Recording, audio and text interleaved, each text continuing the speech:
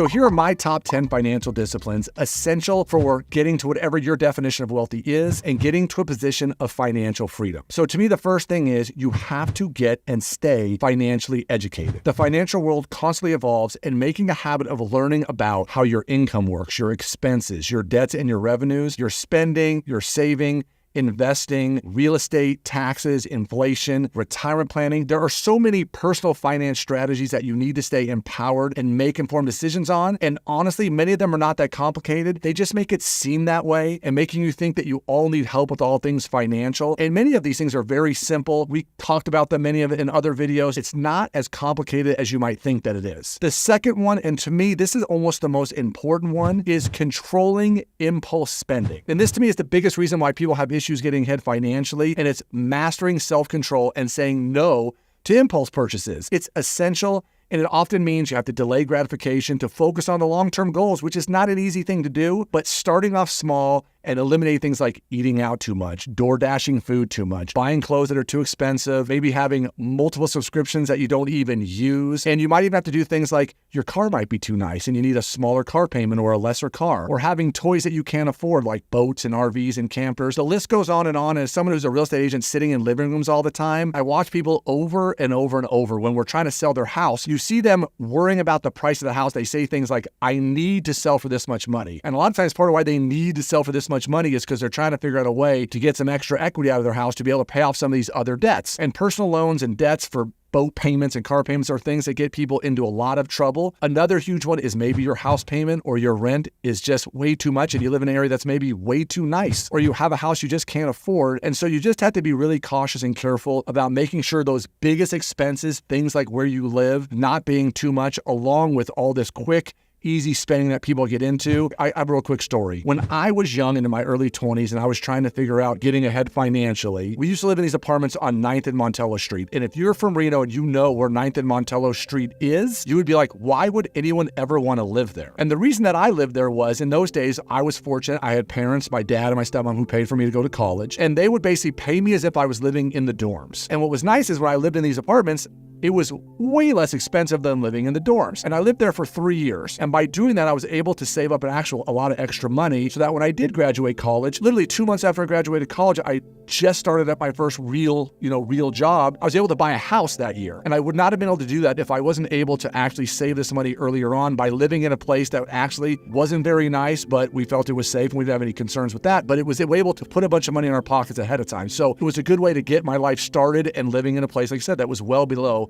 where I would have really normally liked to live. Number 3 is, and you have to do this one, and we've done videos about this, is you have to have consistent budgeting and tracking both of money coming in and going out. And sticking to a budget gives you a clear picture of where your money goes. So early on, tracking every dollar creates an awareness and helps you, cut unnecessary expenses. And you can do it old school, like I used to do on a pad of paper with a pencil, or you can use an Excel spreadsheet, which we have a link on the website that you can use, or you can use an app. But I know lots of people like to do it lots of different ways. But if you do it and you're really diligent about doing it, at least early on, if you do it for 3 months or 6 months, it'll be something that you don't have to pay as close attention to as you go forward, because then you'll know where your money's going. Number 4 is living below your means. So spending less than you earn. We talked about this in our 50-30-20 video about having a budget and having financial discipline. And you have to avoid a lifestyle and not letting your lifestyle inflate to a level beyond what your income is. And of course, as you make more, then you want to save and invest more. And it's all just based off percentages and how you want to do those things. And so just understand that you have to be really cautious about making sure you're paying attention to these things. The next one is an emergency fund. I don't like to use the term emergency fund. Call it a rainy day fund. Call it your savings balance, whatever you want to call it. But depending on your liquidity and your income stability, having somewhere at a minimum of 3 months, upwards of 6 months, if you're someone who gets paid every 2 weeks. I'm someone who has a job that doesn't get paid on a regular basis. My income comes in different waves sometimes. I like to have a little more towards 6 to 12 months of reserves built up, but you want to have some safety net money sitting there so that when things do come up, you're not having to jump onto a credit card and pay for them in that manner. You'll have money that you can actually use, and then you can refund whatever you want to call your emergency account. If you're someone who's interested in getting your financial journey started, go to our website and please download our sample Excel spreadsheet budget so that you can start figuring out where your money's going in and where your money's going out.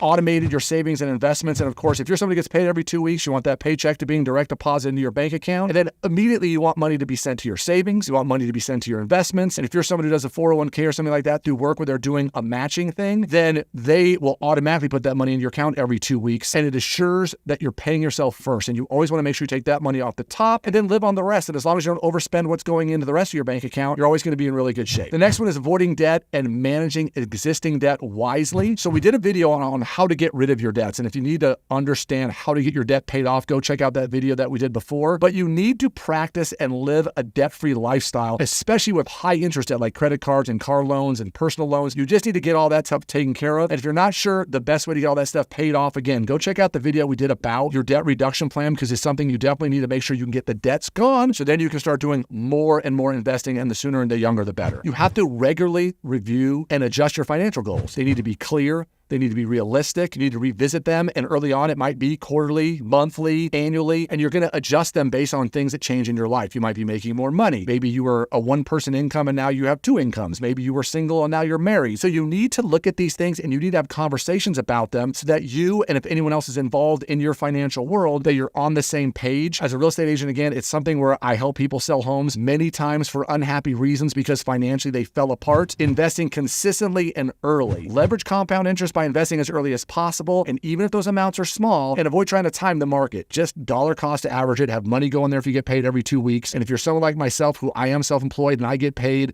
on an irregular basis, I make sure that money goes into my retirement accounts every single month so that we're investing no matter if the market's up or down. And just over the long haul, it's worked out fantastically for me. And then number 10, which this one you could do, but it's kind of the last on the list. You really need to focus on those first ones, is diversifying your income streams. So initially you might be two people and you're relying simply on one person's income or one income source. Eventually you're going to want to see, does it make sense if we have two incomes? Does it make sense that maybe the person that isn't working has a side hustle and a way to make a little bit extra money? Maybe the person who's main job, you can have some sort of side business that makes money as well, whether you need to build up your skills so you can get a promotion where you work. And just think of ways where you can continually try to find ways to make more money or have money come in from multiple different ways. So for example, again, selling real estate, we eventually, about halfway through my career, created a property management business. So I have a property manager, we manage rental properties, and it creates a consistent flow of income on a regular basis versus when people buy and sell homes, I never know quite exactly when that's going to happen. So look over this list, make sure you start here. And again, it is a long-term